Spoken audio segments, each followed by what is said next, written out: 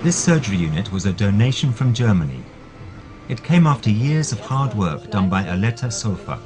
Not surprising, the theatre greatly enhanced the efficiency and success of the medical work, especially the cataract surgery. Of the corneal scarring, of which we see many, we probably see between 20 and 50 a day. Probably 90% could have been avoided just by getting trachoma treatment early. So that's a first. Seeing so much trachoma and so much corneal scarring and so many people that are blind. These lashes, what we can do is maybe teach the young children in the family to try and pull these out with tweezers or something. You know, if they can afford something like a tweezer. And then obviously of all the cataracts we've seen, it's a treatable blindness, so we've treated quite a few of them. The first few patients reacted with a subdued joy and surprise when their eye pads were removed.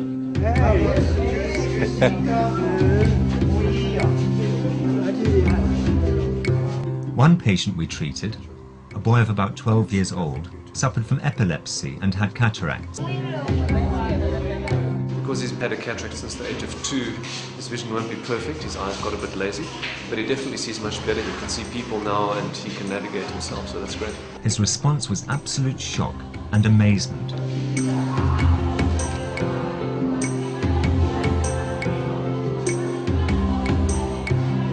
Mamona, le, Mamona.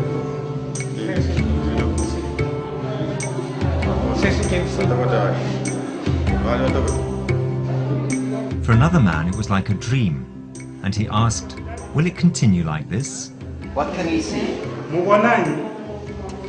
Light. Light. Joe. Before the hands.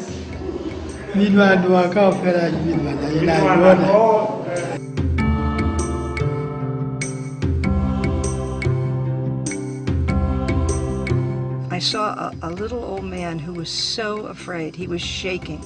He was blind. And he was so afraid, but he laid so still on that table while they operated on him, and just totally trusting us.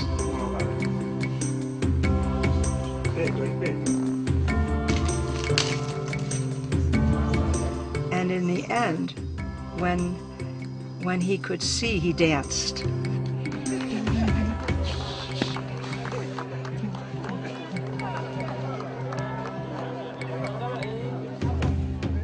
And this was the first that I had seen in these people any sign of joy. But amidst the joy, it was their extremely neglected state, their dark secret, that continued to shake the Doctors for Life team. There was a lady. She came for a cataract operation. And after the operation, we asked her name. It was Cunhada. And we asked, "What does that mean?" And it means suffering. And I think about the suffering of these people. The Doctors for Life team had the opportunity to share the gospel with her while marveling at the way that God had brought their paths together.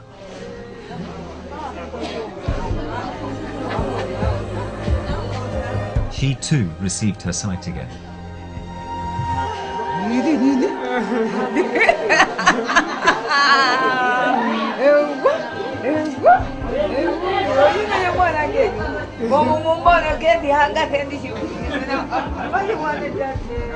Her name was merely testifying to what Doctors for Life's medical team was continually witnessing. As I was examining the patient, I thought maybe it's me that's changing. But somehow the absolute desperate state of the people, their health conditions, the advancement of the pathology, their poverty, affected me to the extent of affecting me emotionally seriously. And the last day when we left, some people were still arriving. And this was to me one of the most heart-sore occasions of the whole trip. As the convoy, everything was packed. It took us about a full day to pack. As the convoy started moving out, we saw this old person, a woman or a man, coming in on a canoe being pulled by 2 oxen, 2 boys leading the oxen in the front, and they were still about 50 meters away from us, and they saw the cars leaving. As they came closer to the building, they saw the cars leaving, and they stopped and they looked at us, and then they dropped the ropes of the oxen and they turned around and they just stood there following the vehicles with their heads as we drove off. And I just thought by myself, I do not have the guts to go to them and ask them what their need even is. And the look on their face was just so sad, like they had missed it.